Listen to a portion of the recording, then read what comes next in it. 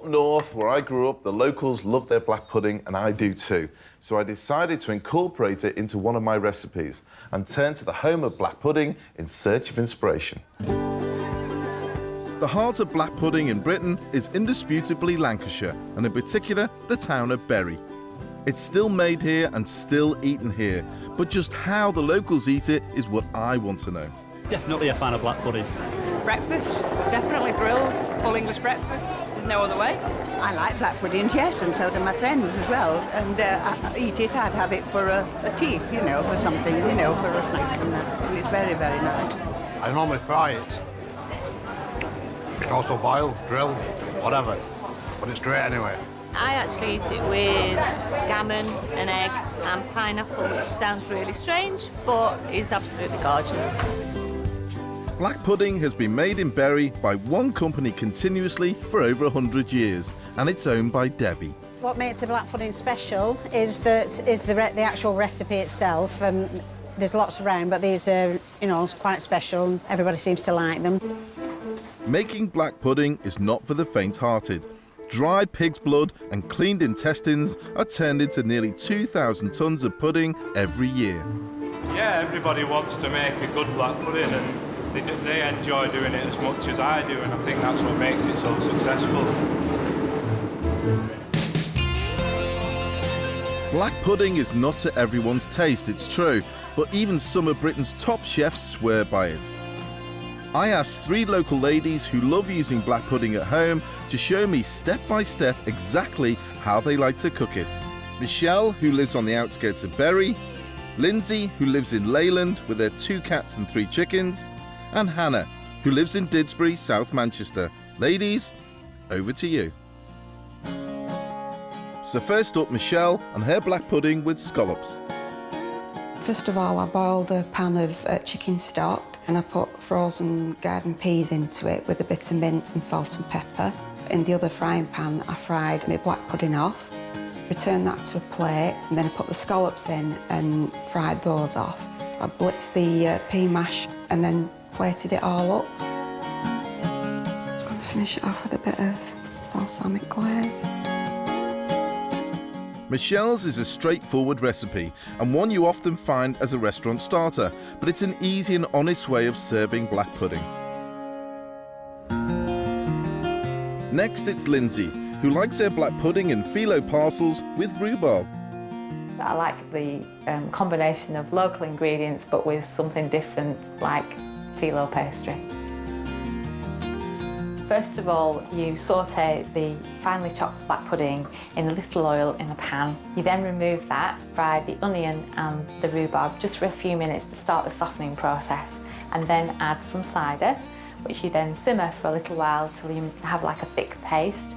You then add the black pudding back to the pan, pushing it up, and then allow that to cool. Then you make your parcels by rolling out your phyllo pastry and putting about a spoonful in each one. Form your pastry parcels and then pop them in the oven for about 15 to 20 minutes until they're golden. Lindsay recommends serving these lovely parcels with a sweet chilli sauce dip, rhubarb and black pud. Nice one, Lindsay. Finally, it's Hannah's turn. I think black pudding is a really great ingredient because it's thrifty, it tastes fantastic, and it's really nice to be cooking with something that's an offcut that would otherwise go to waste, and cooking something that's traditionally British. Hannah's making a steak and Guinness black pudding pie. Combine the onion, the celery, the carrot and the beef. Mix those together with the stout, Worcester sauce and a generous amount of seasoning. Cook that on a hob with the lid on for a couple of hours until the meat starts to soften. Skin your black pudding and then cut that up into large chunks and mix that through the pie mix. And then you need to prepare your pastry case. Line the inside of a baking case with puff pastry. You want to part bake that. And then when that comes out, you spoon the mixture into the base of the pastry case. And then you take another piece of pastry and you lay that over the top. Pop a hole in the centre, trim off the excess and bang it in the oven. And it will be done in about 30 to 40 minutes. Hannah's dish is closest to how I want to cook with black pudding, but I'm going to be using sausage meat in my pie.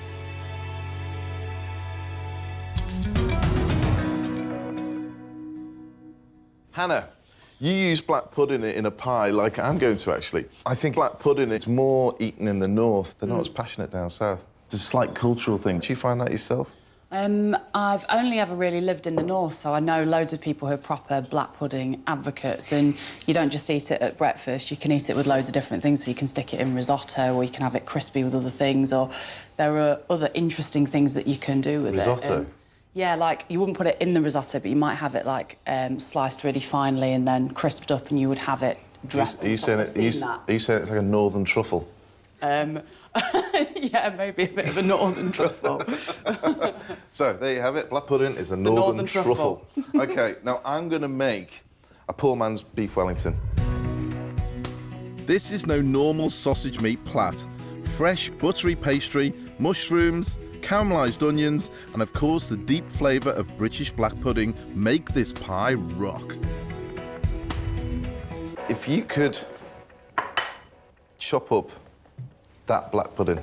How finely diced would you like it? I still like it, you know, fairly chunky. Yeah. If you can mix that, just chop it up, mix it with the sausage meat and pop it in there for me. OK, cool. Nice, thank you very much indeed. Now, I've got some chestnut mushrooms here, which are broken down and chopped into very small pieces. Pop these into a pan, and then you cook these down, and the only reason why you're going to cook it down is to evaporate most, if not all, the moisture inside that mushroom. And it takes about 5-10 minutes, that's it. Once you've done that, you need to pop it into a processor and just literally blitz it down. So it ends up in a paste like that. So it's fairly dry, which is what you want in the bottom of your sausage plat, because you don't want a soggy bottom soaking through to that pastry at the bottom. Nobody wants a soggy bottom. You don't want a soggy bottom, do you? It's not a good idea to have a soggy bottom. Have you mixed up all the sausage meat here? No, I'm about to do that now, Chef. Sorry. I'm not a chef, I'm a baker. OK, sorry. I'm higher up the tree than a chef. Oh, OK. OK. Next, chop up a red onion. Keep the sides fairly chunky. It's nice to get a taste of it in a pie. Got another little job for you. There you go. Is that all right? You can shred that thyme and dump it straight in there. OK. Now, the sausage meat I'm using is quality butcher's pork meat, but using good sausages works well too. Just take off the skins. I love sausages, so the best thing to do is actually pick the sausage that you like. Yeah. And it could be pork, could be venison, could be anything. Yeah. But pick a sausage meat that you like and use that. Yeah. But you then heighten it, give it that earthiness with the pudding. Yeah. And that little bit of thyme in it. You'll see for yourself when you try it, but trust me, it does work. Yeah. When I was watching, you know, how they make black pudding, you think, grand. Sometimes I'm one of those people that really don't want to know where it comes from. Because when I saw it, I went, do you know what I mean? I couldn't work in there. I could eat it, but I don't really want to see it. Yeah. Does that make sense? I'm quite happy to watch people from the distance of my TV making it, but I think that being in the room while it's being put into the casings, I don't know how. Yeah. I don't know how I'd feel about that. Because it's the pig's blood is the big thing that people go, no. As soon as you mention that, they go, don't want to know. Yeah. They just get put right off. Now, into this pan with the onions, we're going to add the butter, and I'm going to add the sugar, brown sugar. Now, this will start melting and start caramelising these onions. Right. Now, you need to cook these for about 10 minutes, and then you add the sherry vinegar straight into it, and then reduce that down again for another 5-10 minutes. And you end up with something that looks like this. It's beautiful and soft, and they smell so sweet. What does the sherry vinegar add to it, then? Well, the flavour and the sweetness. Yeah, that smells fantastic. It smells great, doesn't it? Yeah, lovely. So your component parts are your sausage meat with the black pudding and the thyme, you have your mushroom paste, and then you have your caramelised onions, and I've got some sesame seed. Now it's puff pastry time. This really needs to be made in advance, and it keeps well until you need it, even frozen.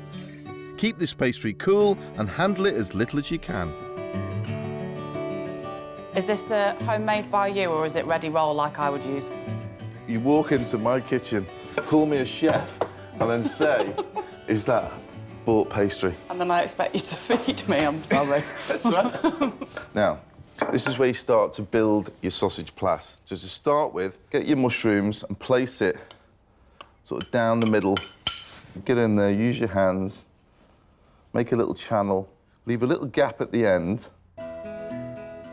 I'm going to layer the sausage meat and black pudding mixture on top of the mushrooms.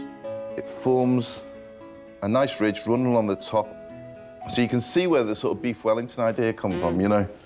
Because normally you just put a bit of fillet in there, but I'm using some sausage meat packed out with some beautiful black pudding. Hope you like this, by the way. Yeah, I think it's going to be delicious. And top the meat mixture with caramelised onions. This is going to taste fantastic. You've got mushrooms, you've got the sausage meat, you've got the black pudding inside with the thyme, then you've got that gorgeous onion in there as well. To make the plait, take a sharp knife, trim off the ends and the sides, stretch the corners, fold over the top and push down to seal the ends. Cut 2cm strips all the way down the pastry on each side of the filling and fold over to create the plait effect. So you fold over one and go over the other side. So you take it from corner to corner and likewise over again, all the way down. And this forms a beautiful sort of little plait lattice work on the top, which looks great, doesn't it? Yeah, it looks lovely. I think it's going to be delicious. It's reminded me of like a giant, like glamorous sausage roll. Well, yeah, that's pretty much what it is. Yeah. Just tuck it underneath, nice and neat. Just make sure it's tacked all the way down. And that basically is your sausage plait.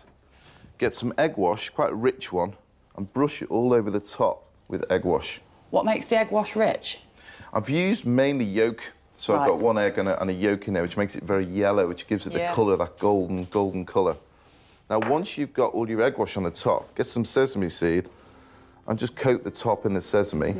And what happens when the sesame goes into the oven? The sesame seeds, when they hit the heat, they explode and release their juices and all the oils and resins inside, and that gives you that slightly nutty flavour on the top. So this is going to bake off at 200 degrees Celsius for 30 minutes. I'm going to pop it in there now.